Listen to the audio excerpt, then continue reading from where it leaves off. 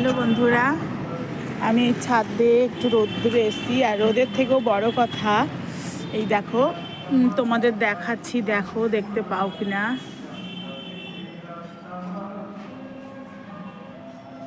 বুঝতে পারছি না যাবে কিনা ব্যাপারটা।